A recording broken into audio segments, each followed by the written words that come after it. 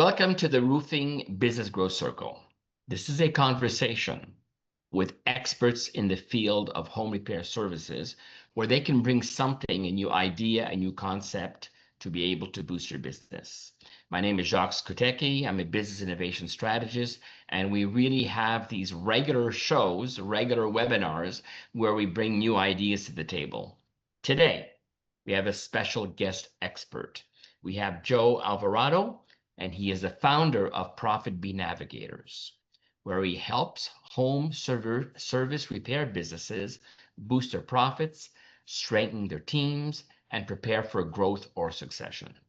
With a background in engineering, project management, and business brokerage, Joe brings practical, profit-driven strategies to roofers, plumbers, and trades alike, helping them run smoother, more profitable businesses that last. Our conversation today is, what is your exit strategy? Joe, welcome to Roofing Business Growth Circle, and how are you doing today? I'm doing great, and thank you very much for inviting me for this great conversation. It's not about quitting, it's about freedom and options. Most roofers, they think about the next job, the next storm, and they don't think about the finish line. But that's going to sneak up pretty quick, whether you're 30 or 60 years old. One day they're going to want to stop and rest and move on. The question is, will their business be ready? And that's what you do. Yes. So this service that you're offering, I always think of every business owner has a transformation journey. There's something that happens during their career, their professional services. Something happens where there's like a turning point. What was your turning point that brought you to say, I need to do this because I can really empower the home repair service market? Well, I'm gonna start where my first job, Jacques, was working actually in a sheet metal shop, and I made termite caps for builders, and I made roofing flashing for the roofers, and metal and fiberboard ductwork for HVAC crews. So I've learned about keep the work moving and hot summers, early days, solving problems fast. I had a career in the Navy, and like you said, I had a successful career in engineering and consulting. But one thing that was very clear to me is that big companies get tools and training and systems, and small business owners, they are often left to figure it out on their own.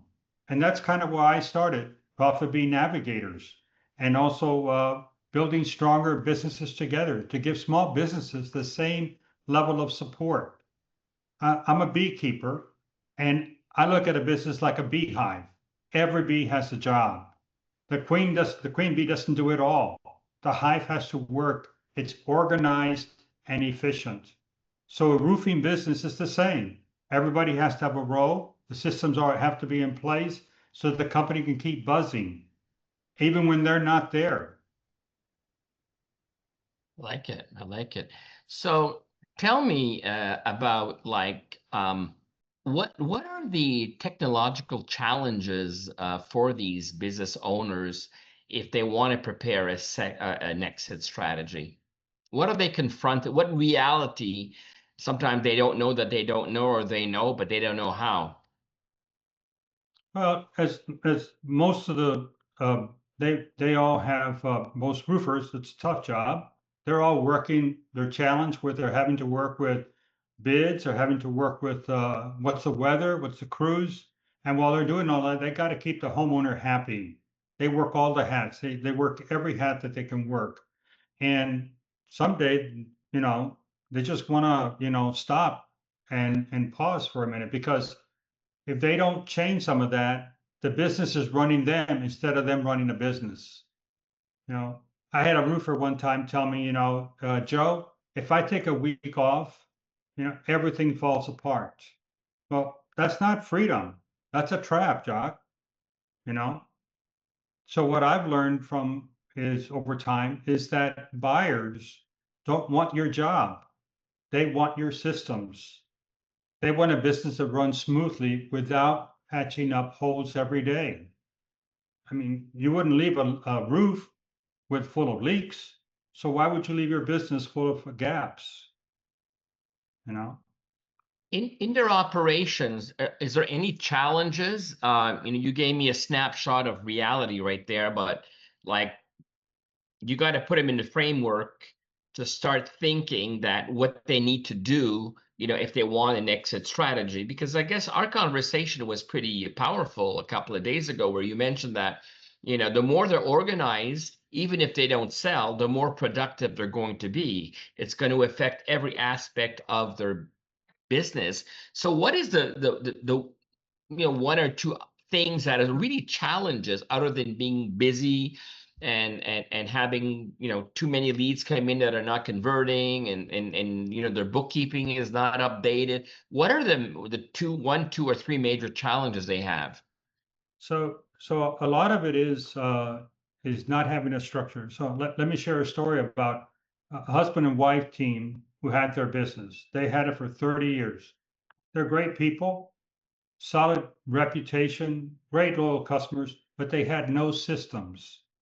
So they were the business.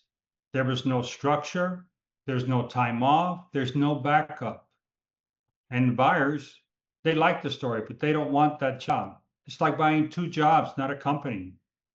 So I've realized, part of it is some of the things that a business owner needs to do, a roofing company needs to do. There are three things. They need to track all the work they do and understand how much they're earning from each job after labor and materials. They need to have some very simple tools such as Job Nimbus or Elix or even a spreadsheet to keep track of the estimates and the closing rates. And the most important thing is they have to build repeatable processes, document how they sell, how they schedule, how they close those jobs. That's the system. That's the value. When everything works together, a healthy hive is productive, it's busy and steady. So that's what they need to be doing, is they need to be working on building a structure. So what does a person like you do? What does a professional like you do when you are invited by a company saying, hey, we need help? What are the two or three areas that you right away need to attack to make sure that they're organized? What structure, or what's your method of implementing your services? So usually we start small with a business. I start small. Look at helping them clean up their finances. Start looking at maybe documenting some of the processes, a key process a week. Maybe something on how we order materials or how we handle callbacks. And then maybe start looking at how do we get some responsibilities to somebody else other than the owner, maybe someone else on the team. Because one of the things that I ask a business owner is, if you took a week off, could your team keep running things? And if they can't, then we need to start providing some training, maybe some cross training, or maybe the owner needs to start learning how to delegate. So we also look at, how is the website? How are the reviews coming in? How's the social media? Because that's going to reflect the quality of the business. And that's where customers and buyers are going to check first. I would also suggest that they look at a business evaluation. Even if they're not selling, what is the value of the business? I've seen business owners boost their business worth by hundreds of thousands in just a couple of years with just the right tweaks.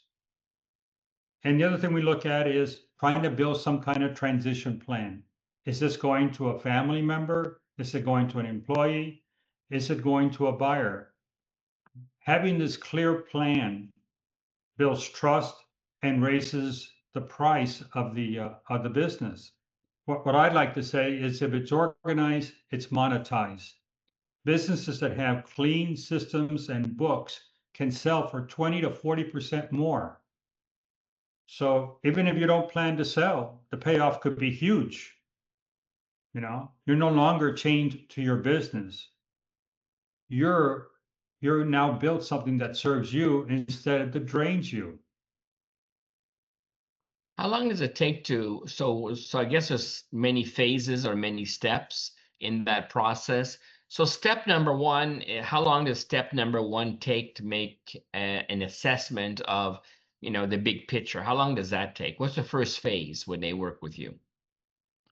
So in what we try to do is we try to get a quick snapshot in maybe a 4-week period to look at all these different areas. Uh, and that way we at least have a snapshot and maybe some have ideas of how to move forward, a plan that we could move forward with. Do you offer everything under one roof? We have a team that can provide mostly everything that we need to do as far as the assessments and what needs to be done. With the team, we can do most everything that a builder has to do or business has to do with it. Excellent. Excellent. What about future trends? What's happening in the world of, with the current economy right now? What is there like a new trend on how do you prepare for your exit strategy? What's different now? There's something I guess we What I've hear about. seen that's going on in the roofing, in the future of roofing, and that is that big companies are buying smaller ones to grow fast. So that's what means to grow fast is by buying other businesses. So you want to be the business they want, not the one that they outbid, you know. And you have to be aware of that, and you have to be aware of what's happening in technology also.